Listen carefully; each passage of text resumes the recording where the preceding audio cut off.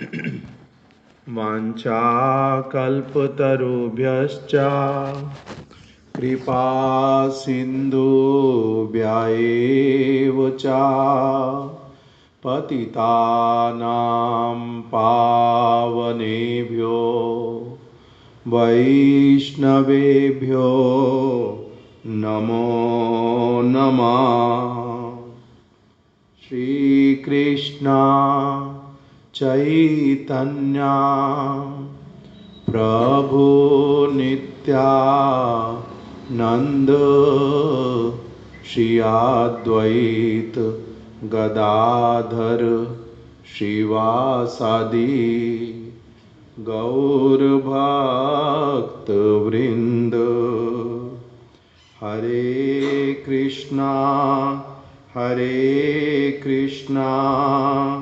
कृष्णा कृष्णा हरे हरे, हरे राम राम राम हरे हरे।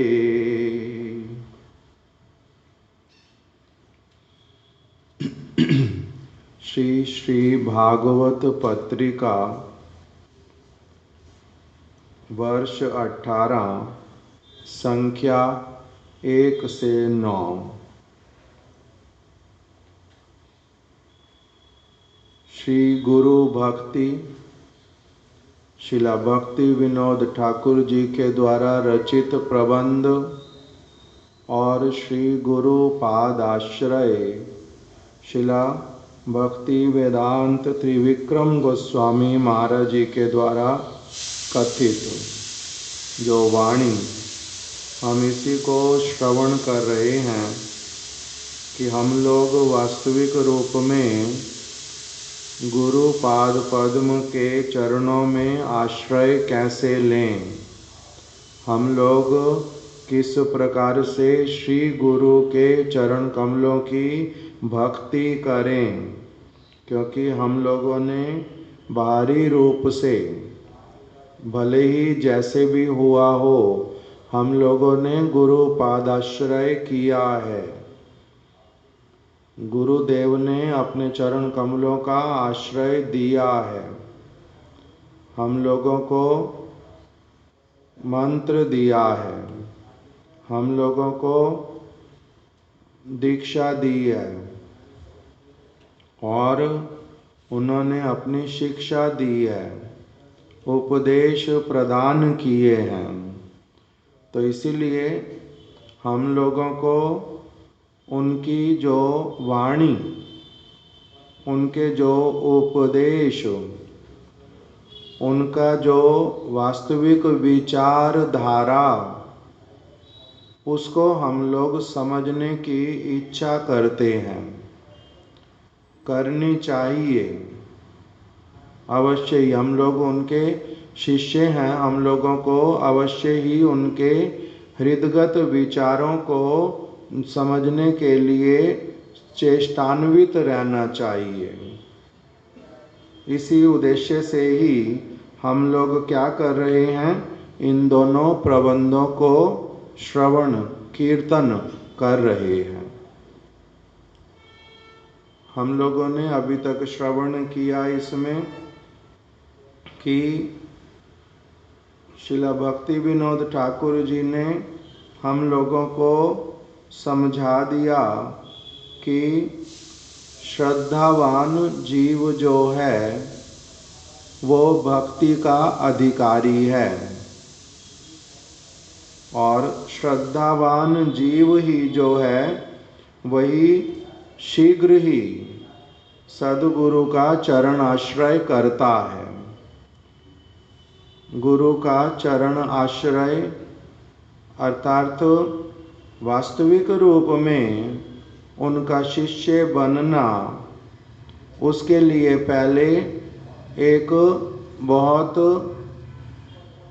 भली प्रकार की अच्छी वाली जो श्रद्धा वो होनी चाहिए उनके प्रति, उनके आराध्य देव के प्रति, उनके विचारों के प्रति। ये श्रद्धा होनी चाहिए। कैसे वाला होता है कि वो जिनकी आराधना करते हैं, मैं भी उनकी आराधना करना चाहता हूँ। वो जो शिक्षा, जिस शिक्षा में वो दीक्षित और शिक्षित हैं, मैं भी उसी दीक्षा में और उसी शिक्षा में दीक्षित और शिक्षित होना चाहता हूँ।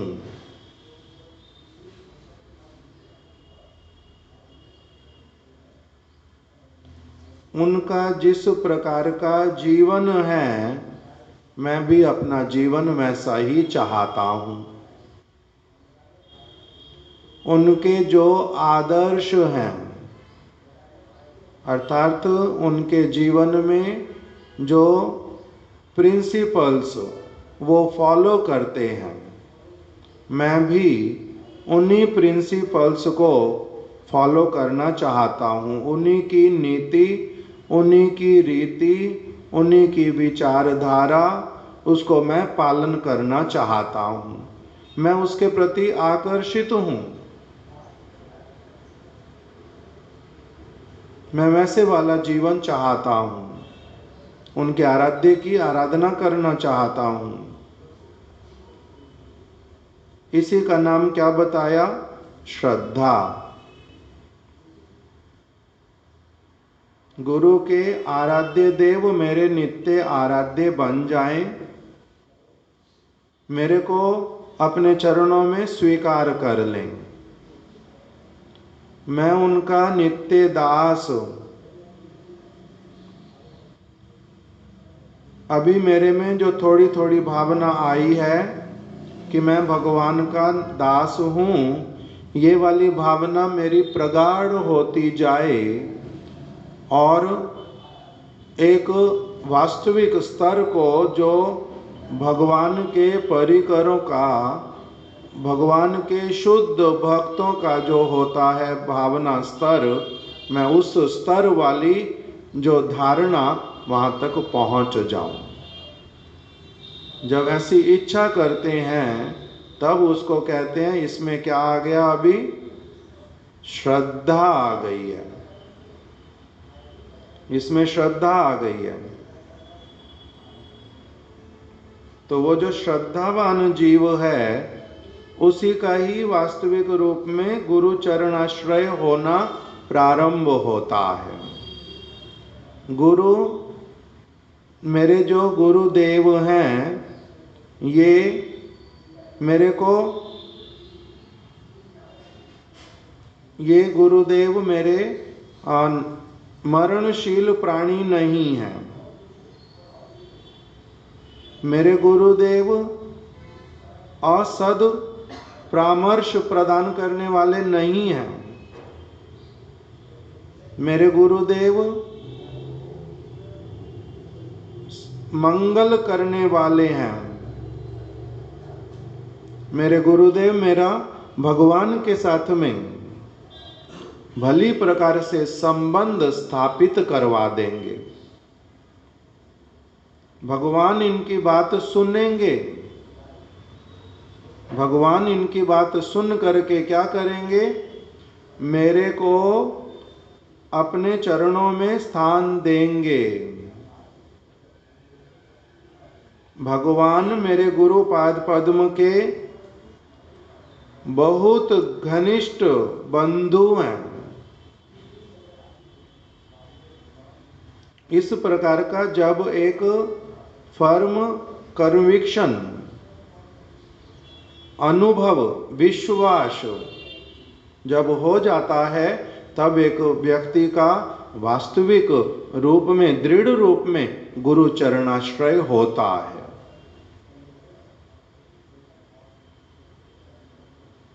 मेरे को अपने गुरु की कृपा से वास्तविक जो आत्मा की सिद्धि, उस आत्मा के नित्य स्वरूप का अनुभव, भगवान का अनुभव, ये सब कुछ मुझे प्राप्त होगा।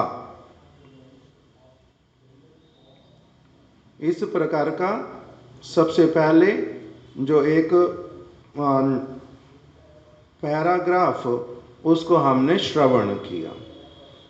पैराग्राफ को हिंदी में क्या कहते हैं?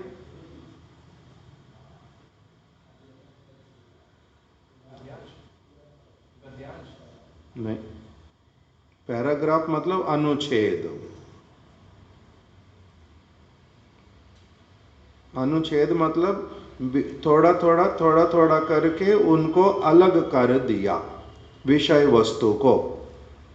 अनुच्छेद, अनुच्छेद का अर्थ होता है पैराग्राफ। अभी हम लोग ने एक पैराग्राफ ठीक से समझने का प्रयास किया। अभी आज दूसरा वाला प्रारंभ कर रहे हैं। जीवों के परम बंधु श्रील भक्ति विनोद ठाकुर जी वर्णन कर रहे हैं। असीम कृपामय वैष्णवगण इस जगत में जीवों के परम बंधु हैं। असीम कृपामय वैष्णवगण कह रहे हैं जगत में बहुत प्रकार के वस्तुएं भी हैं, बहुत प्रकार के प्राणी भी हैं। उन प्राणियों में से हमारे कुछ कुछ प्राणी जो हैं वो बंधु भी हैं। अलग अलग प्रकार का बंधुत्व जो है मनुष्यता वो हमारे प्रति निभाते हैं।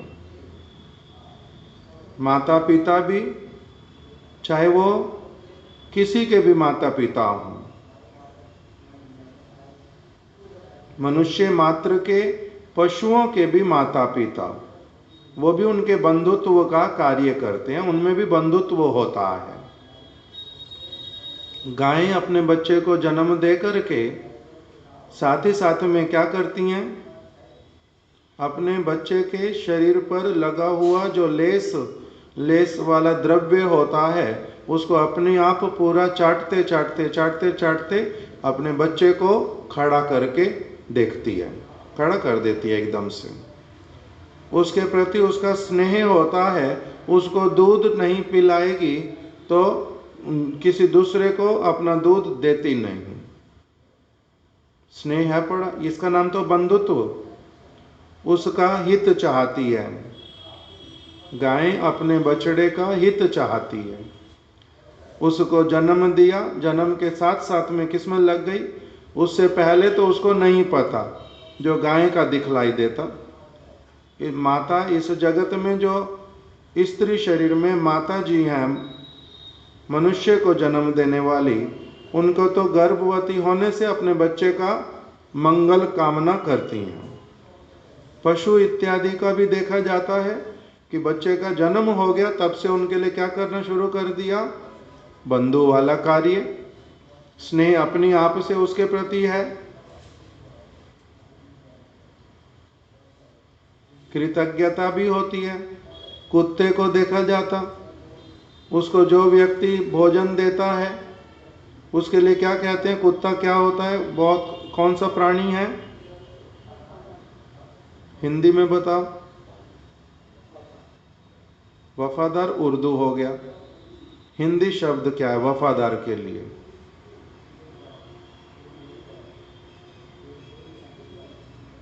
इंग्लिश क्या है? Loyal, faithful. हिंदी में क्या हो गया? विश्वसनीय, जिसके ऊपर विश्वास किया जा सकता है, विश्वसनीय है। किंतु वफादार का अर्थ कुछ और भी होगा। विश्वसनीय केवल नहीं, उसके साथ साथ में और भी कुछ है। जैसा भी हो, तो उसमें भी कर्तव्य बुद्धि और कुछ स्नेह इत्यादि होता है। वो भी बंधु का कार्य करता है। माता पिता भी बंधु का कार्य करते हैं।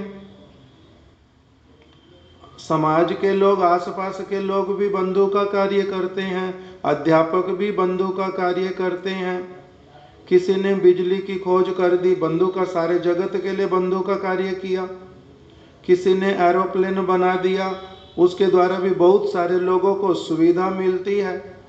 तो ये अलग अलग लोग हैं जो क्या करते हैं, किसी भी प्रकार से उन्होंने क्या कर दिया, हित कर दिया। ये सभी क्या कहलाते हैं, बंधु कहलाते हैं। फिर उन बंधुओं में से जो मेरी आत्मा का सबसे श्रेष्ठ वाला, जो मेरा हित करते हैं, उनको कहते हैं परम बंधु। जो हित करते हैं संसार वाली सारी चीजों के लिए, उनको बंधु कह दिया जाता है साधारण भाषा में, हित करने वाले। किंतु आत्मा के विषय में जो ना जानते हैं, ना आत्मा के विषय में, भगवान के विषय में कोई वार्ता करते हैं, उनको फिर वास्तविक रूप में बंधु नहीं कहा जाता। आहार, निद्रा, भय, मैथुन इत्यादि ये सारे कार्य तो जंगल में रहने वाला पशु, जिनका बाहरी रूप में कोई बंधु नहीं भी होता, उनका भी जीवन अपना चलता रहता है। समुद्र के भीतर में रहने वाले प्राणियों का भी, सभी स्थानों पर रहने वाले प्राणियों का आहार अपने आप से कहीं ना कहीं से संग्रह कर लेते हैं, सर्वाइव भी कहीं ना कहीं से कर ही लेते हैं। जब सोना होगा सो भी जाते होंगे, ये सब तो है ही। उसके लिए बहुत अधिक हमारे को लोगों की आवश्यकता वास्तविक रूप में नहीं पड़ती। अगर इस जगत में कोई व्यक्ति, पहले एरोप्लेन नहीं था, लोग जीवित रहते थे ना, नहीं रहते थे, रहते थे। फोन नहीं थे, इंटरनेट नहीं था, कंप्यूटर नहीं था, तो भी रहते थे ना, नहीं रहते थे, रहते थे। जीवन इसका मतलब उसके बिना भी चलता था। कुछ चीजें ऐसी वाली जो सुविधाजनक लगती हैं, अलग अलग समय में कभी आती रहती, कभी जाती रहती, कभी लुप्त हो जाती, कभी मिल जाती, ये सब तो चलता रहता। भोजन भी कब से भोजन था, सब समय से। लोग सब समय खाते होंगे, तो पशु पक्षी सब समय कुछ ना कुछ भोजन खाते होंगे, तो खाते ही थे। जो भी लोग थे, सारे लोग सोते भी होंगे या नहीं सोते होंगे, सोते होंगे। तो उन्हीं चीजों के लिए ही हम लोगों को, अगर कोई व्यक्ति हमारी उन सब चीजों में उन्नति कराता है अथवा उस प्रकार का हित हमारा कामना करता है, उसको कहीं कहीं बंधु कह दिया जा सकता है। किंतु वो बंधु कितने समय का हुआ मेरा, कम समय का, इस जगत में रहने के समय तक का। जब मैं ही यहां से निकाल दिया गया तो मेरा फिर वो वाला बंधु का काम, उसका उपयोग का मेरा रहा नहीं। तो इसलिए परम बंधु किसको कहते हैं? परम बंधु जो इन सारी वस्तुओं के, जगत वाली वस्तुओं के कुछ कम अथवा कुछ अधिक रूप में मेरे साथ में संयुक्त है, नहीं है, किंतु आत्मा वाला जो संबंध, उसके साथ में जिनका क्या है, लेन देन है, उसी के ऊपर ही, उसी को केंद्र करके, भगवान को केंद्र करके, नित्य वस्तु को केंद्र करके जो मेरे साथ में संबंध रखते हैं और उसके विषय में मेरे को प्रेरित करते हैं, अग्रसर करते हैं, जानकारी देते हैं, उसमें आगे बढ़ाते हैं, उनको क्या कहते हैं? परम बंधु। वो मेरे परम बंधु हैं। अब उसी भगवान की ही वार्ता को भी जो व्यक्ति ठीक रूप में नहीं बताता, मेरे को भ्रमित कर देता है अथवा भूल सिद्धांत बताता है, तो उसको भी परम बंधु कहेंगे ना, नहीं कहेंगे?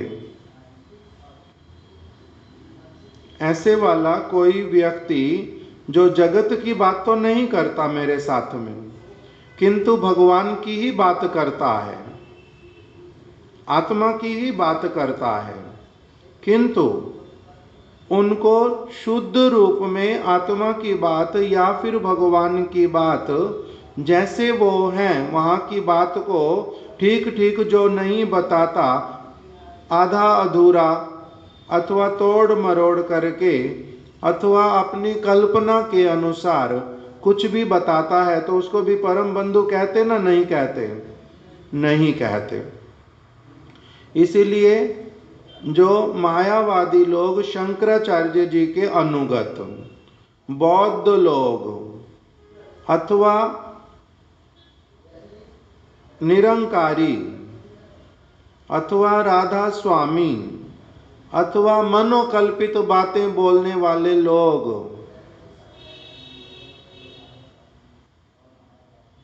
क्या नाम है,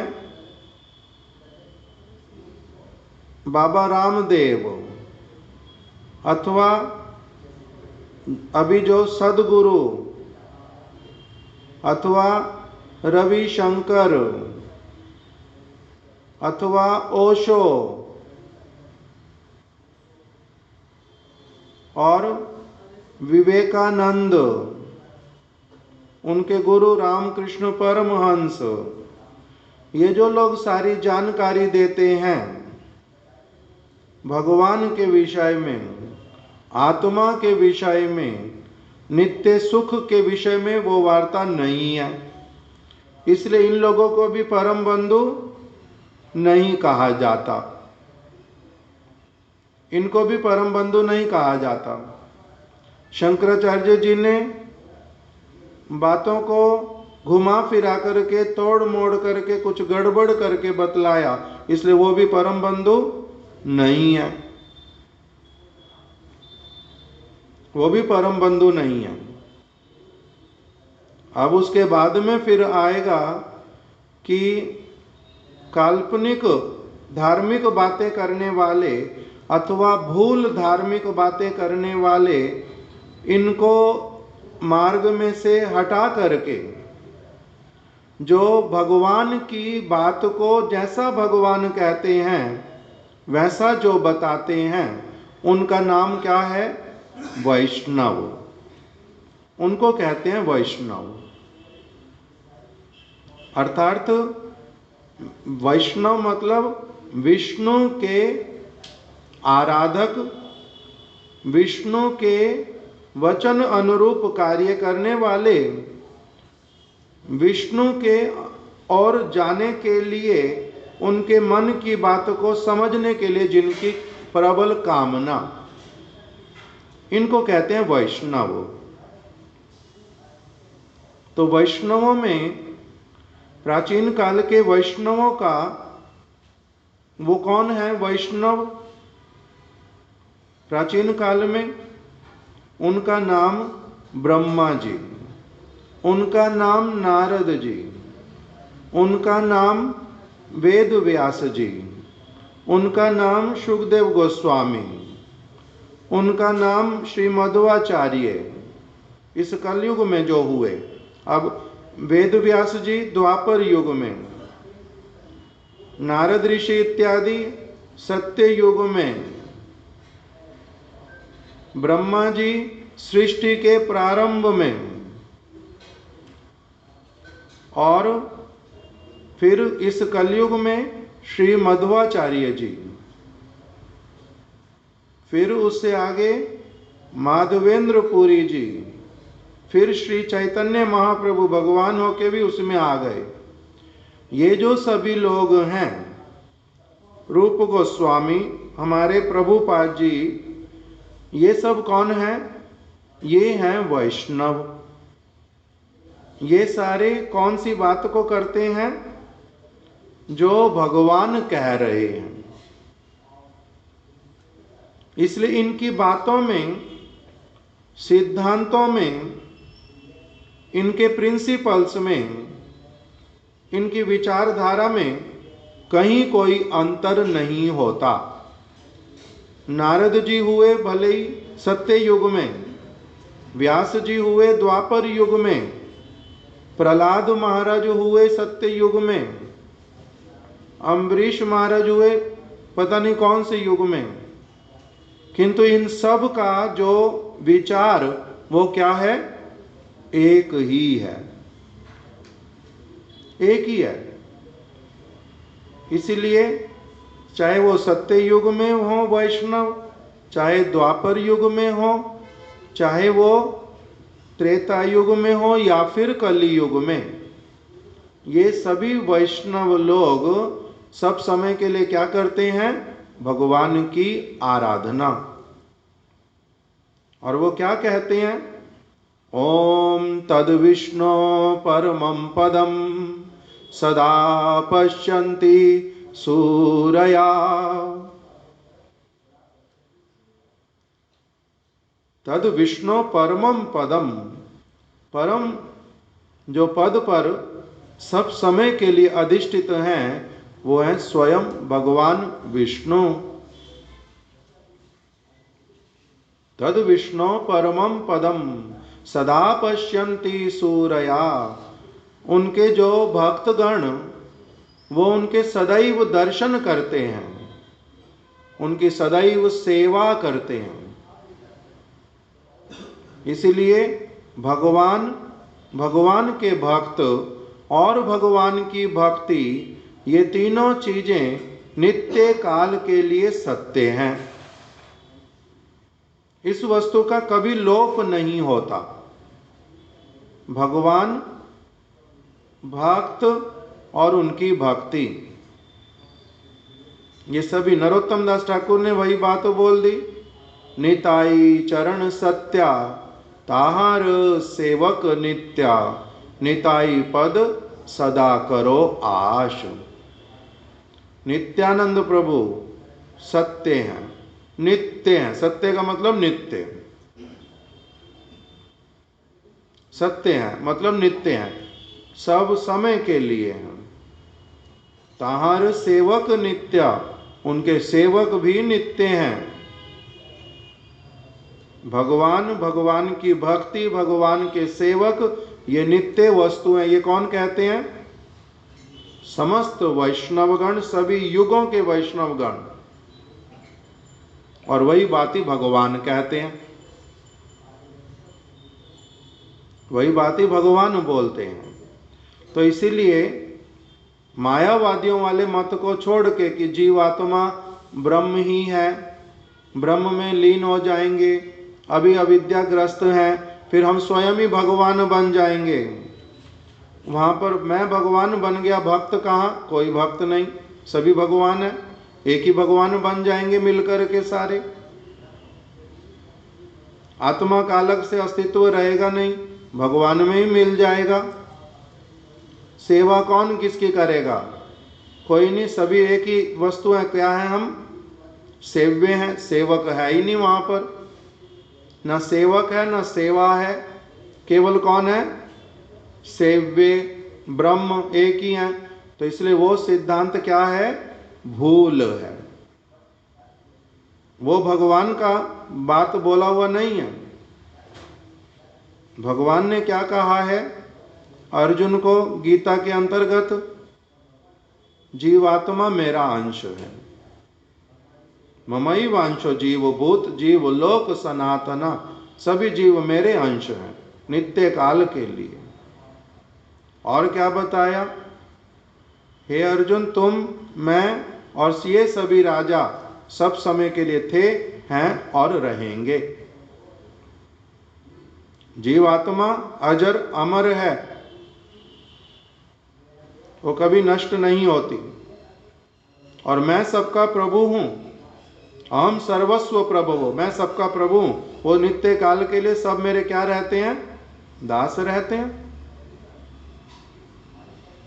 तो इसीलिए भगवान विष्णु, विष्णु कहने का अर्थ क्या होता है? विष्णु कहने का अर्थ क्या होता है?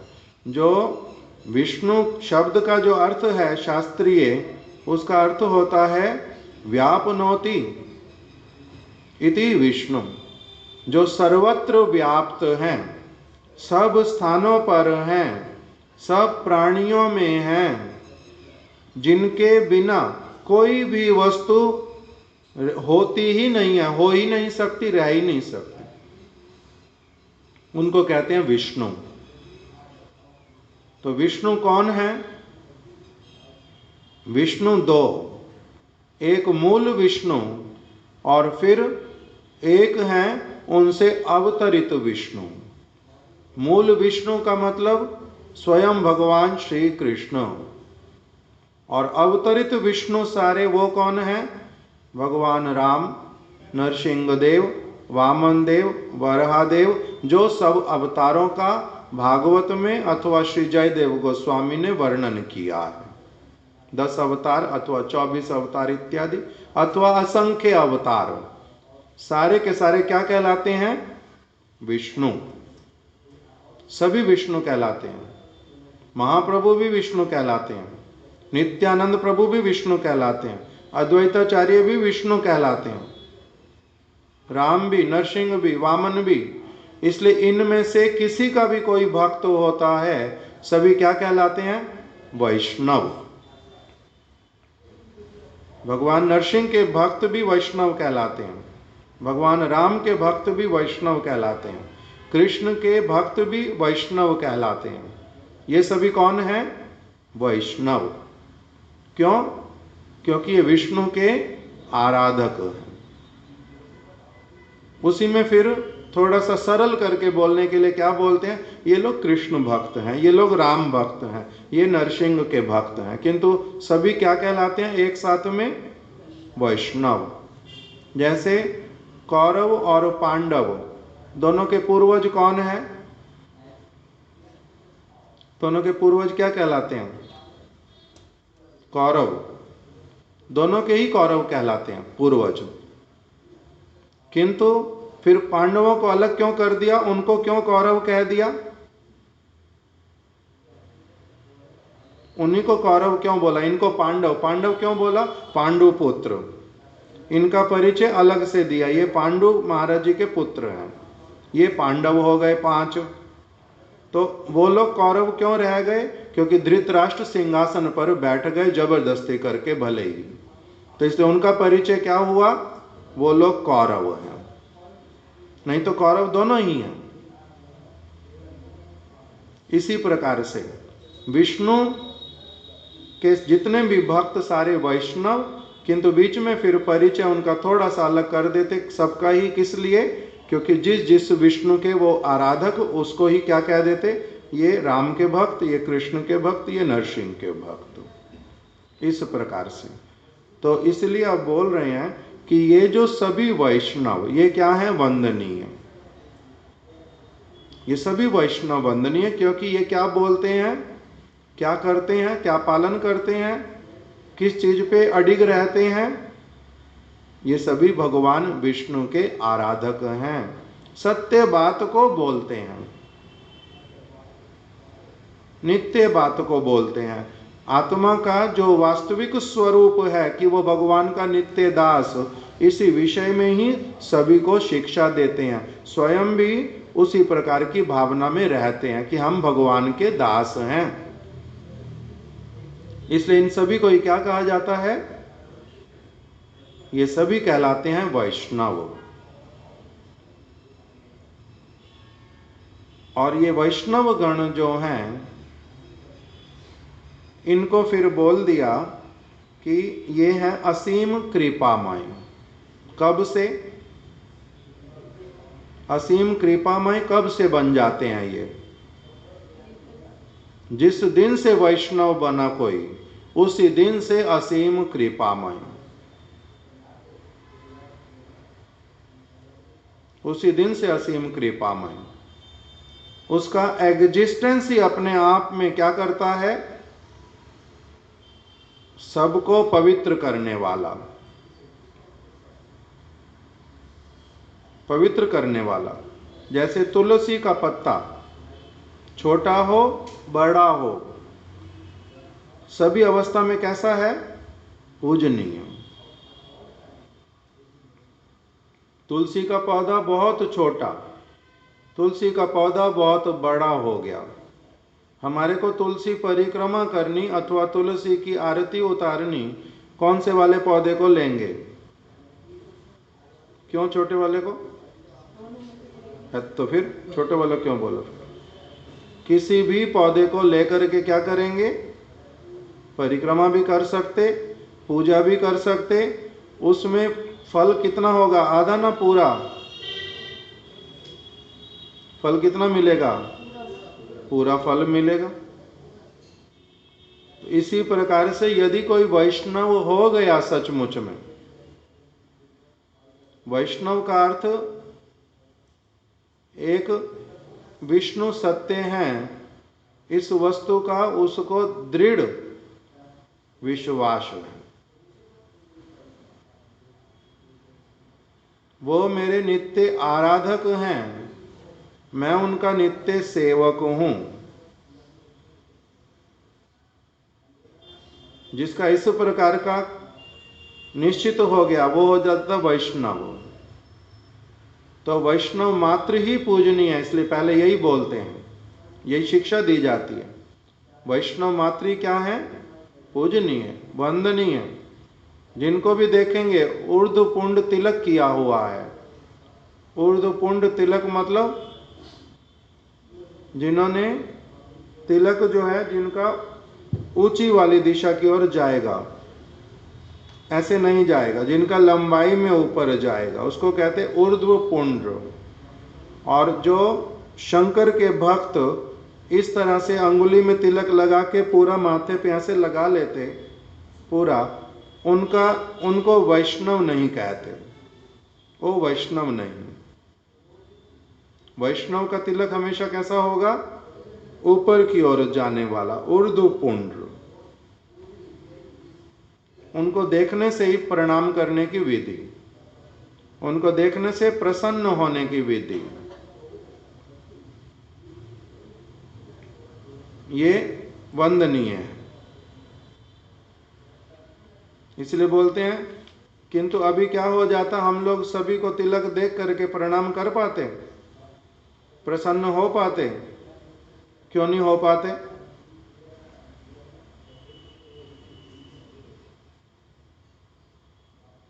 वैष्णव देखी जानी हृदय बंधु। वैष्णव ओ ये मेरा हृदय का बंधु है, ऐसा होना चाहिए, किंतु होता नहीं है। क्यों? क्योंकि अभी जैसे अलग अलग जगह जब प्रोग्राम होता है ना, वहां पर क्या करते हैं, सभी लोगों को तिलक लगाने का एक सेवा करते हैं। जैसे हमारे राधाष्टमी प्रोग्राम होता था 14 सेक्टर में जब, तो उस समय 2 भक्त न 3 भक्त तिलक लेकर के साथ में खड़े रहते हैं। जो भी व्यक्ति आता है तिलक नहीं लगाया हुआ, उसको वो स्वयं तिलक कर देते हैं। पुरुष को पुरुष लोग, स्त्रियों को स्त्री तिलक कर देते हैं। तो अभी जिसका तिलक हो गया वो सारे लोग भक्त हैं, तो वहां पर आ गए जो सारे लोग, तिलक सबको कर दिया, इन्होंने तिलक किया, उन्होंने तिलक करवा भी लिया, किंतु मांस खाते हैं, शराब पीते हैं, कंठी पहनी नहीं है, भगवान के विषय में कुछ कभी सुना ही नहीं, पहली बार भी आया है बहुत सारा उसमें से लोग, तो उनको भी तिलक कर दिया, इसलिए वो क्या हो गए? वैष्णव हो गए? हुए नहीं। इसी प्रकार से फिर किसी ने जिस किसी कारण से सेंटिमेंट में हो, किसी के कहने पर हो, बंगला भाषा में बोलते हैं गंडली का परवाहा, भेड़ चाल जैसा। भेड़ एक चली, सारे उसके पीछे चल दिए। वो इसी प्रकार से कैसे कैसे करके किसी ने भी ले लिया, तो उसको भी फिर वैष्णव कहना पड़ेगा? नहीं कहना पड़ेगा। इसीलिए बहुत बार ये धोखे होते होते अब ऐसे वाला हो गया कि किसी को भी आसानी से मन कठोर हो गया। पहले क्या होता था लोगों का, किसी ने तिलक लगाया इसका मतलब वो कौन है? वैष्णव है। अभी तिलक लगाने वाले का जो भावना वो क्या है? तिलक लगाने वाले का भावना भी बहुत निम्न उसमें आकर के खड़ा हुआ कि इन्होंने तो कभी जीवन में गोपी चंदन लगाया नहीं, एक बार लगा ही ले, कम से कम एक बार ही भगवान का नाम ले ले, भले ही कुछ तो करेगा, आज भगवान का कम से कम प्रसाद ही पा ले। तो ये जो इतना वो नीचे आकर के सोचते हैं, उसका भी ये एक वो है, प्रभाव है। नहीं तो वास्तविक रूप में फिर तिलक किसको लगता है? जैसे बोलते हैं आज इनका राज तिलक होएगा, राजा के लिए बोलते हैं ना, राजा का पुत्र जो है, जैसे भगवान रामचंद्र जी का वो राजकुमार तो पहले से ही थे, राजा के घर में जन्म होने से क्या बन गए? राजकुमार। किंतु फिर जब सिंहासन पर वो बैठेंगे तो उनका क्या होएगा? अब राज तिलक। तो इसलिए तिलक पवित्र वस्तु, दायित्वपूर्ण वस्तु। उसके साथ साथ में क्या आता है? बहुत प्रकार का आशीर्वाद और बहुत प्रकार का दायित्व भी साथ में आता है। व्यक्ति केवल क्या करता है? बद्ध जीव, वो उसका जो लाभ वो तो उठाना चाहता, किंतु उसका जो दायित्व वो निभाना नहीं चाहता। इसी कारण से ये विसंगतियां होती हैं कि बहुत सारे लोगों को हम लोग प्रामाणिक वैष्णव हैं नहीं है, कैसे माने कैसे नहीं माने, ये सब पता नहीं चलता। कौन वास्तविक रूप में किसको मैं वास्तविक परम बंधु कहूं, जिसको शिला भक्ति विनोद ठाकुर कह रहे हैं। इसलिए प्रभुपाद जी ने लिस्ट बना दी, इसलिए प्रभुपाद जी ने लिस्ट बना दी कि ये प्रामाणिक वैष्णव हैं, ये वास्तविक रूप में परम बंधु हैं, ये परम बंधु हैं। मैं अपने अनुभव के साथ में कह रहे हैं, बोल रहा हूं। मैं पूर्ण रूप में उनकी कृपा को प्राप्त करके उसके द्वारा लाभवान होने के बाद में तुम लोगों को ये बतला रहा हूं कि ये जो मैंने नाम बतलाए हैं, ये वास्तविक रूप में परम बंधु हैं। इनका क्या करो? इनका अनुसरण करो, इनकी शरण ग्रहण करो। इसीलिए हमारे गुरु महाराज जी वो बोलते थे कि बाबा मैं तुम लोगों को हरि नाम दे रहा हूं, तुम लोगों को दीक्षा दे रहा हूं, किंतु एक बात ये वाली जरूर कहता हूं कि जो प्रभुपाद हैं वो हैं भगवान के निज जन। प्रभुपाद जो हैं वो हैं बहुत टॉप मोस्ट अथॉरिटी। उनका एक एक वचन जो है वो है वेद वाक्य।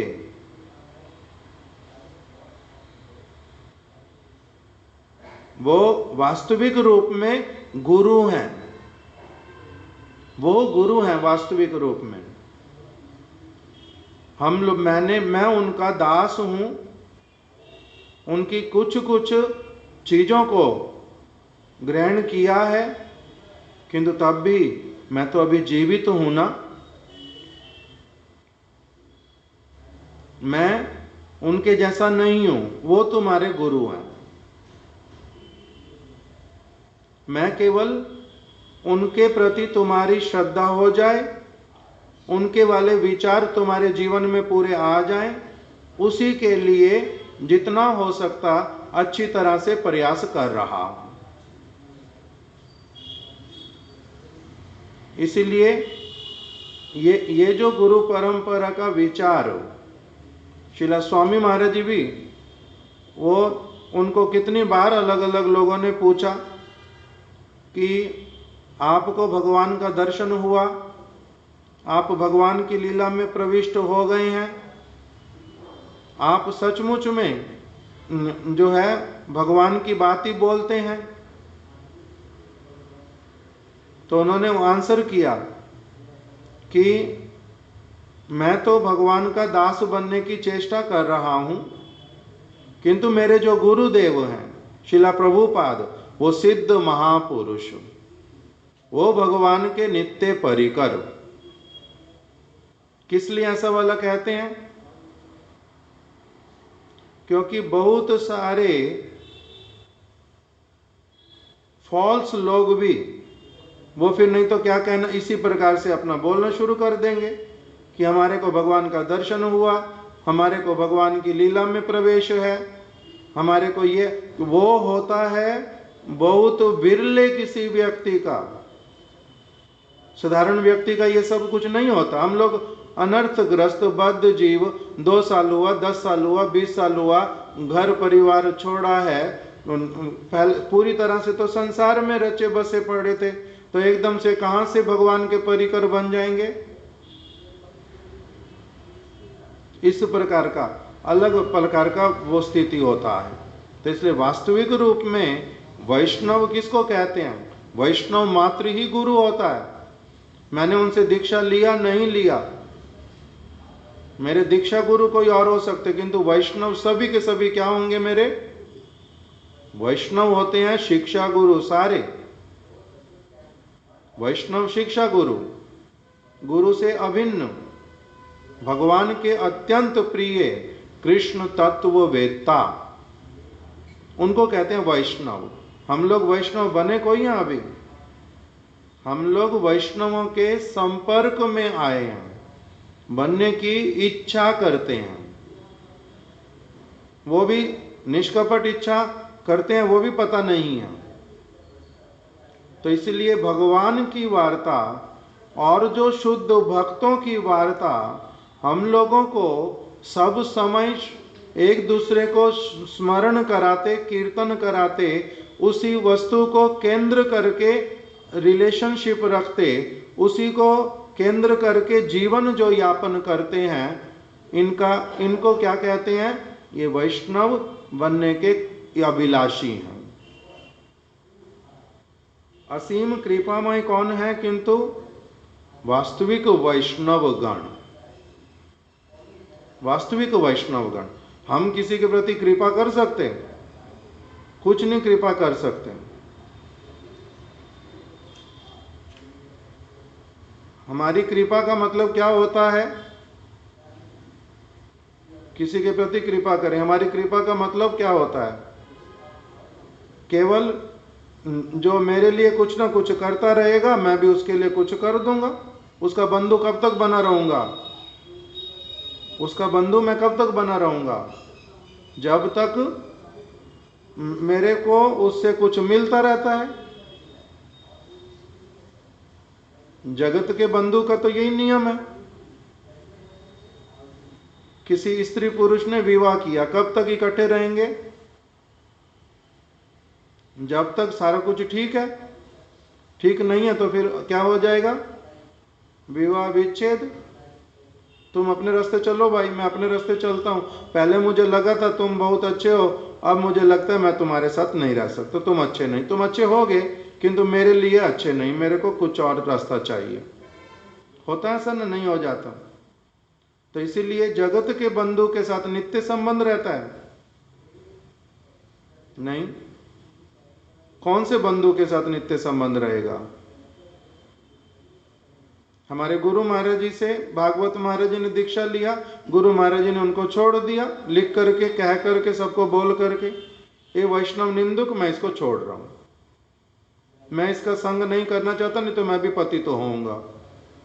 संबंध भी रखना नहीं चाहता, मैं पतित हो जाऊंगा। मेरे को भय है अपना, इनका क्या होगा क्या नहीं होगा उसका तो मेरे को चिंता नहीं, मेरे को अपना भय है।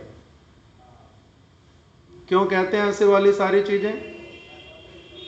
कितना सतर्क हैं। तो इसलिए असीम कृपामय कौन होते हैं?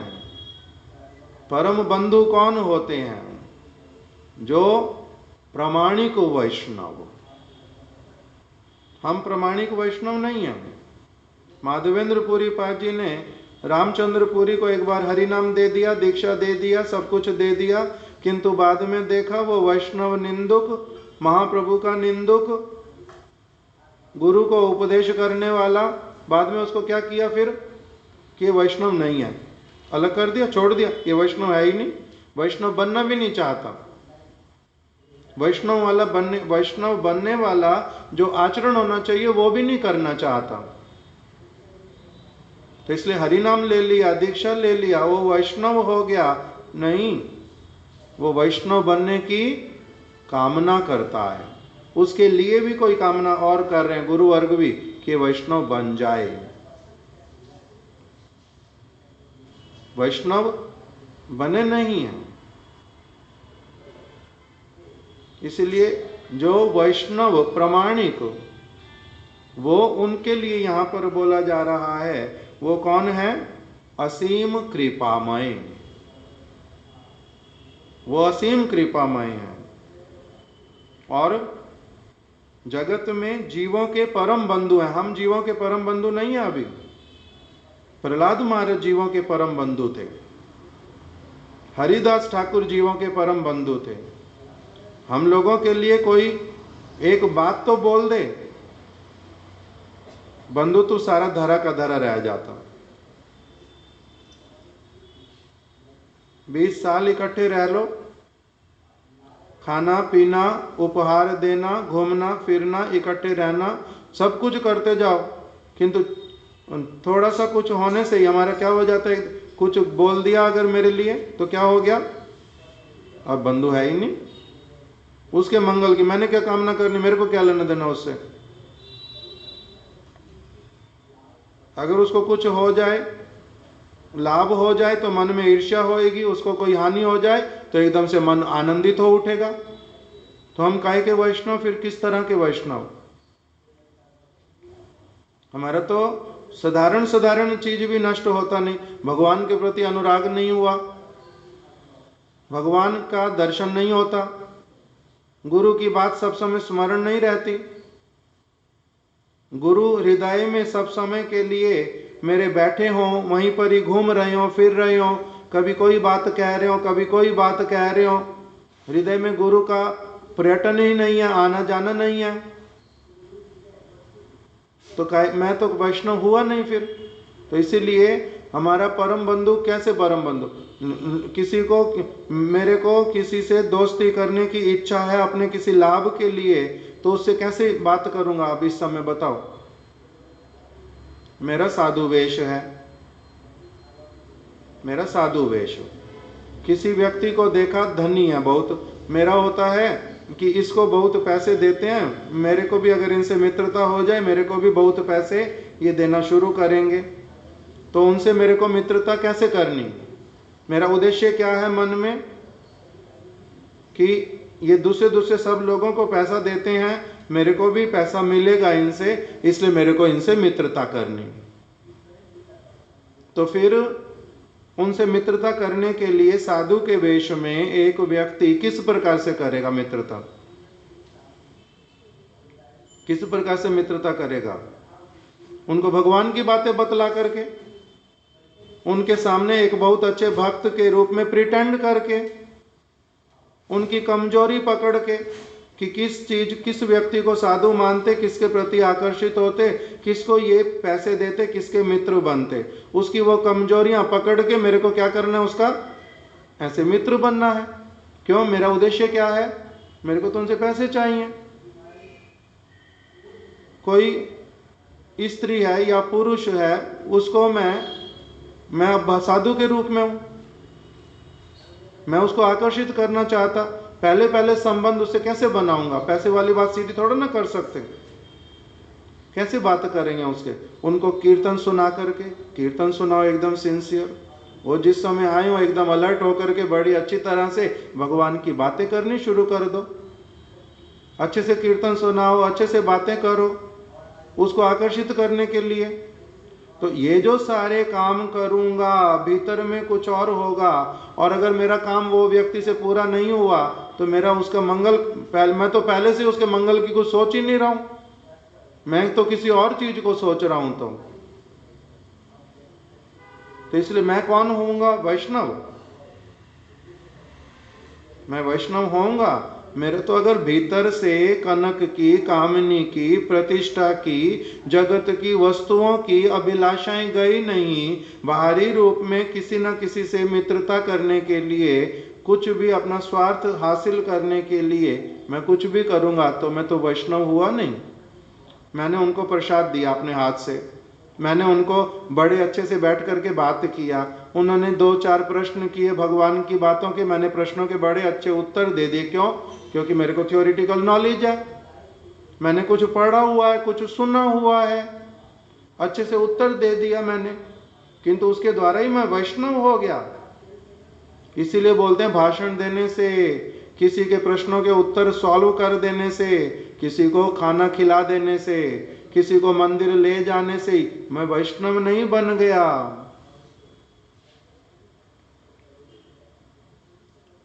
जो वास्तविक वैष्णव हैं उनके साथ में अगर मैंने किसी को किसी तरह से संपर्क युक्त करवा दिया, उनके प्रति निष्ठा युक्त करवा दिया, तब फिर उसका बेनिफिट मेरे को भी मिलेगा, भले मैं अभी वैष्णव नहीं हूं, उस चीज का बेनिफिट मिलेगा, बाकी किसी चीज का नहीं। नित्य वस्तु के साथ में अपनी अथवा किसी और की जितनी मैं सहायता कर दूंगा, उतना मेरे को कुछ ना कुछ भगवान की तरफ से लाभ मिलेगा।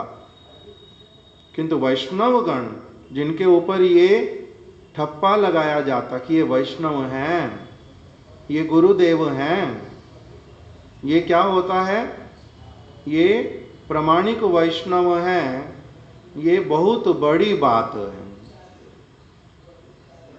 हम लोग अनाधिकार चेष्टा करके खुद ही अवैष्णव हो करके किसी के विषय में कुछ भी कहते रहेंगे तो उसका कोई मूल्य उस बात का होता नहीं। और जो व्यर्थ की बात करते, अनाधिकार विचार करते, उसके प्रति भगवान रुष्ट होते हैं, उनके प्रति भगवान रुष्ट होते हैं। आधी अधूरी बात बोलना, काल्पनिक बात बोलना, अपने मन गढ़ंत बात बोलना, किसी को भी कुछ भी कहना, इसके द्वारा भगवान रुष्ट होते हैं। इसलिए कहते हैं वाचो वेगम मनसा क्रोध वेगम। इसको कंट्रोल करने के लिए क्यों बोलते हैं? इस वेग का दमन करना। इसलिए वैष्णव गण जो हैं वो होते हैं असीम कृपामय। उनको वो असीम कृपामय का मतलब अजात शत्रु, उनका कोई शत्रु नहीं, शत्रु किसी को मानते ही नहीं, कोई मेरा शत्रु हो ही नहीं सकता। और उनका क्या गुण होता है? जो उनका अमंगल करेंगे उनके लिए भी कभी स्वप्न में किसी प्रकार का अमंगल कामना नहीं करते, कभी नहीं। मां को जैसे बच्चा मार डाले, हम लोग जब छोटे थे पता नहीं कहां से सुना था, एक मां को उसके बच्चे ने कुल्हाड़ी से लेकर के टुकड़े टुकड़े करके काट दिया, मार डाला। अब उसको बोरी में बंद करके उसके शरीर के टुकड़े टुकड़े को बंद करके जंगल में फेंकने जाएगा। जंगल में रात में जाएगा फेंकने, क्यों? नहीं तो दिन में कोई देख लेगा, पकड़ लेगा, मार पड़ेगी, दंड मिलेगा। रात में फेंकने के लिए गया, बोरी में बंद करके। अंधेरे में ठोकर लग के गिर गया, जहां उसने उस बोरे को गिराना था अभी वहां पहुंचा नहीं, उससे पहले गिर गया। जब गिरा तो उसके हाथ से बोरा भी छूट गया, बोरा भी गिर गया अच्छे से, ये भी गिर गया, जमीन पे पड़ गया, हाथ में से बोरा छूट गया। तो कह रहे बोरे में से आवाज आई, बेटा तेरे को चोट तो नहीं लगी? अर्थात तो मां जो है वो कैसी वाली होती है? बच्चा टुकड़े टुकड़े करके फेंक दे तब भी वो क्या करती है? उसके मंगल की कामना करती है। तो ये तो बताया इस जगत की माता का हृदय वाला भावना। तो कह रहे हैं असीम कृपामय वैष्णवगण वो कैसे वाले होते हैं? कहते हैं उनका बहुत अधिक अमंगल करने की चेष्टा करने वाले व्यक्ति का भी परम मंगल कामना करते हैं। इसलिए उदाहरण बता देते हैं। हरिदास ठाकुर को 22 बाजारों में पिटाई लगाई और बड़ी बुरी तरह से मारा।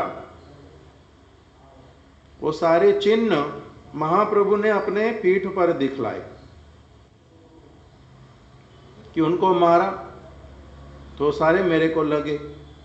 किंतु तब भी हरिदास ठाकुर क्या कह रहे हैं कि हे प्रभु,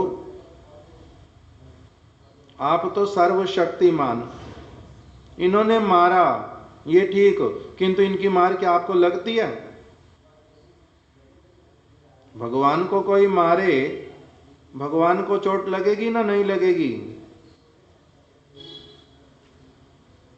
भगवान को कोई मारे, उनको चोट लगेगी ना नहीं लगेगी? तत्वता नहीं लगती। भगवान को कोई मार नहीं सकता, इतना बल किसी में नहीं है, इतनी क्षमता किसी में नहीं है।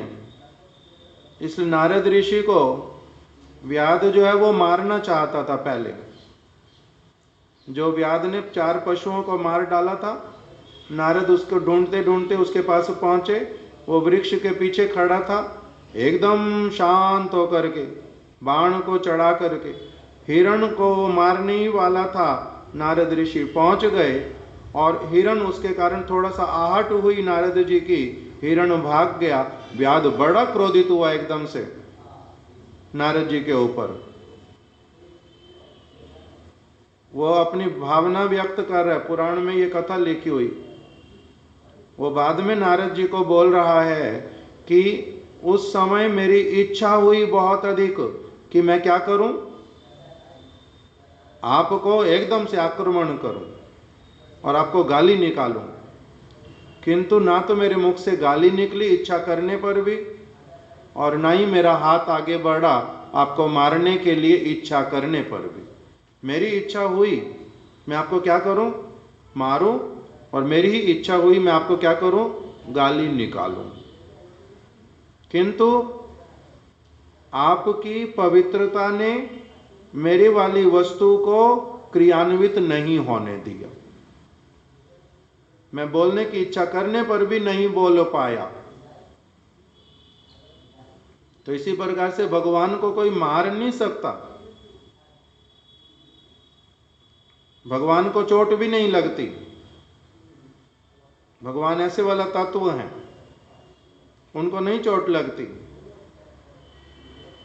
किंतु हमारे लिए ही दुखी होते हैं, इसलिए यही उनका दुख है कि कैसा दुष्ट व्यक्ति, जैसे नारद जी को कि कैसा दुष्ट व्यक्ति, मैं इसके मंगल के लिए, इसको अच्छी बात सिखलाने के लिए इसके निकट आ रहा हूं, और कैसा मूर्ख है कि उल्टा मेरे को ही आक्रमण करना चाहता है।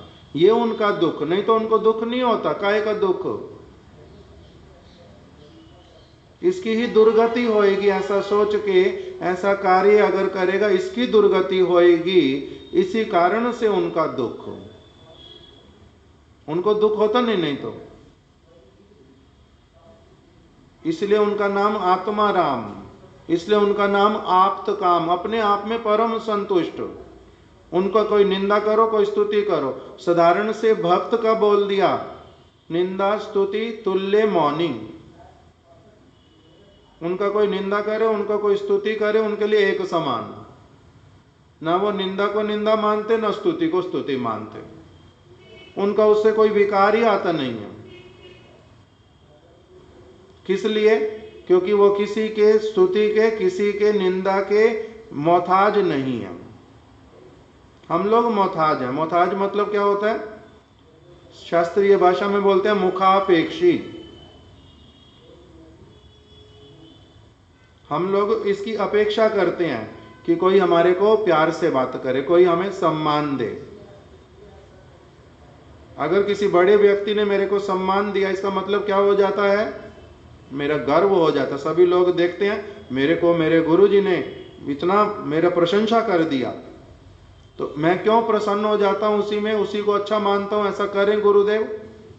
क्योंकि मैं मेरे मुखापेक्षी हूं, मैं इस चीज की अपेक्षा करता हूं, इससे मेरा लाभ मेरे को लगता है। मैं मुखापेक्षी हूं, मैं वैष्णव थोड़ा ना। किंतु वैष्णव क्या होते हैं? वो मुखापेक्षी नहीं होते इस प्रकार के। उनकी अपेक्षा नहीं होती मेरी कोई प्रशंसा करे, मेरी कोई निंदा करे। अगर कोई प्रशंसा करता है उसमें भी वो भगवान से प्रार्थना करते हैं उल्टा, कि हे प्रभु मैं इस वस्तु के भीतर में फंस ना जाऊं, ये वस्तु मेरे को आपसे एक मुहूर्त के लिए भी अलग ना कर दे। और जब उनको कोई निंदा करता है तब उसमें क्या करते हैं? तब भी उसमें क्या कहते हैं कि हे प्रभु ये अच्छा ही हुआ, मैं इसी प्रकार का हूं, मेरे को आपने, मेरी दीनता बनी रहे इसीलिए ये वस्तु बार बार ऐसी होती है। तो इसलिए उनका स्थिति बिल्कुल अलग। भगवान इन सारी वस्तुओं से उनको कोई लेना देना ही होता नहीं। उनकी पोजीशन में इससे क्या फर्क पड़ता है? वो तो इलेक्टेड और सिलेक्टेड प्रेसिडेंट प्राइम मिनिस्टर भी नहीं है। नरेंद्र मोदी का अगर किसी ने बहुत नेगेटिव सारी चीजें बोलनी शुरू कर दी, अगले वोट नहीं मिलेंगे, यही तो होगा। किस लिए? क्योंकि वो मोहताज हैं पब्लिक के, इसलिए उनको पब्लिक को क्या कहना पड़ता है? जनता जनार्दन।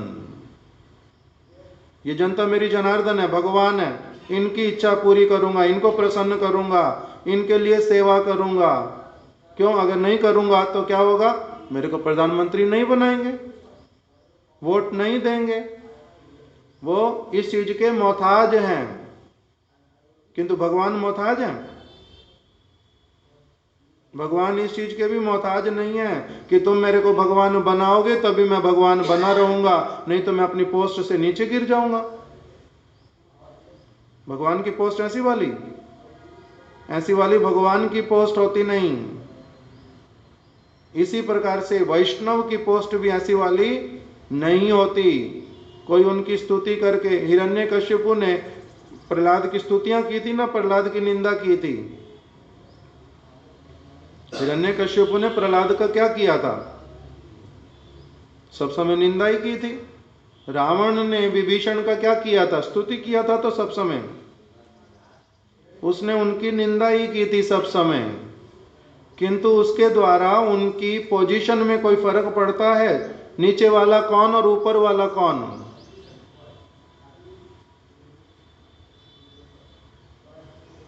नीचे वाला कौन और ऊपर वाला कौन? इसीलिए हमारे गुरुदेव हम लोगों को सिखलाते थे कि देखो, सीता देवी की कथा सुनाते हुए नवद्वीप धाम में जिस दिन परिक्रमा जाती थी मामगाछी में, मामगाछी मतलब मोदद्रुम द्वीप, वहां पर वृंदावन दास ठाकुर जी का जन्म स्थान, और वहीं पर ही भगवान रामचंद्र जी आए थे वनवास के समय में, वहां पर बैठे थे।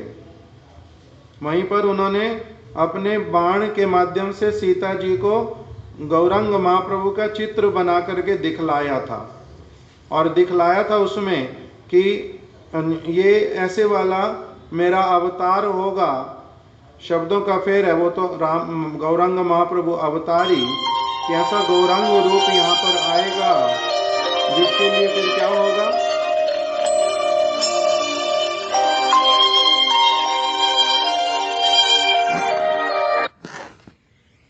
मेरा गौरांग रूप आएगा, इस यहीं पर प्रकटित तो होगा। और उसमें क्या होगा? कुछ न कुछ बतलाया। रुक जाओ, सीता जी का उसमें कुछ ऐसा वाला बतलाया कि ये यहाँ से चले जाएंगे और उसके विरह में विष्णु प्रिया देवी जो है वो क्रंदन करेंगी, शक्ति क्रंदन करेगी, शक्तिमान चला जाएगा।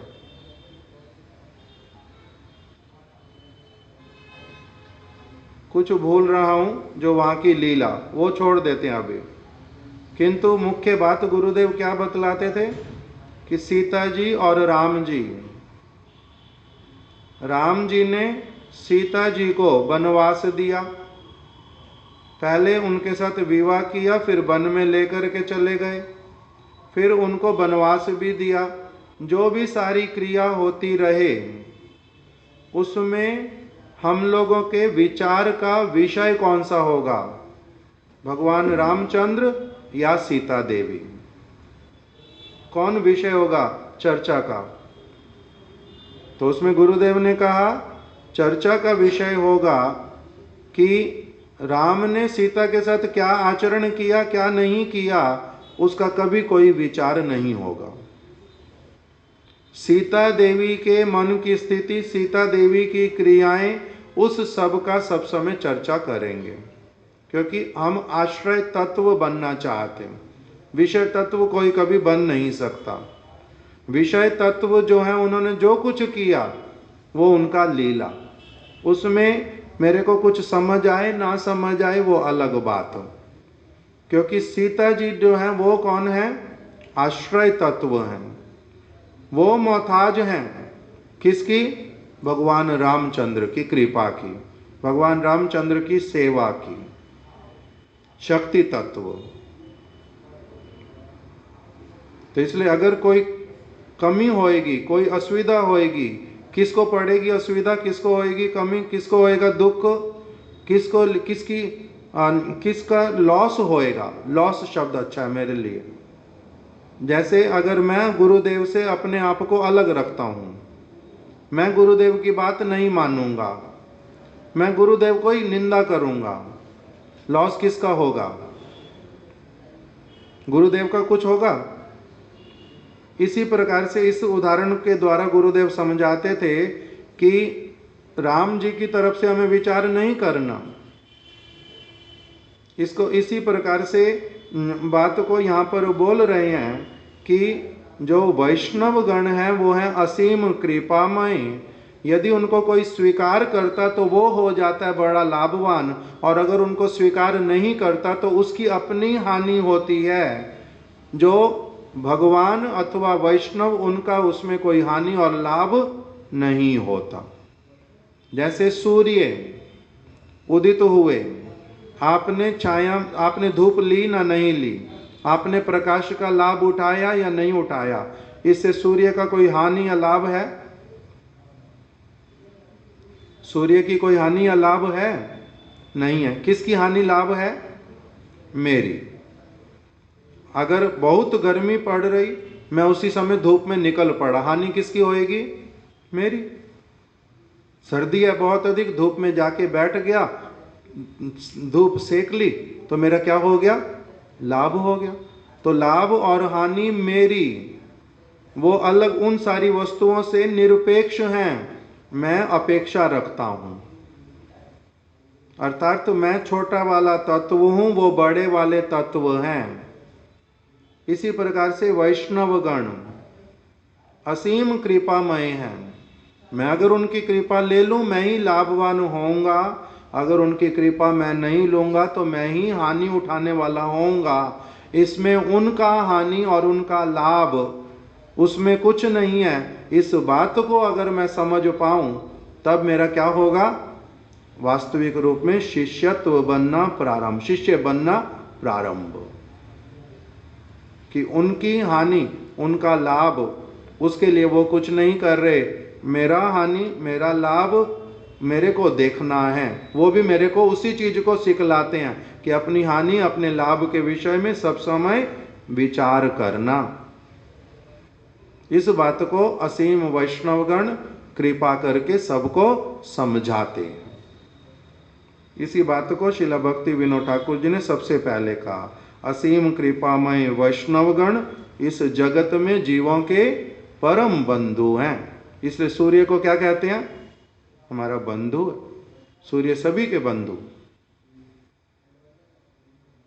आज यहीं तक रख देते, किंतु सूर्य जो है वो केवल हमारे बाहरी नेत्रों के लिए, बाहरी शरीर के लिए लाभकारी, किंतु परम वैष्णव गण जो हैं वो मेरे क्या करते हैं?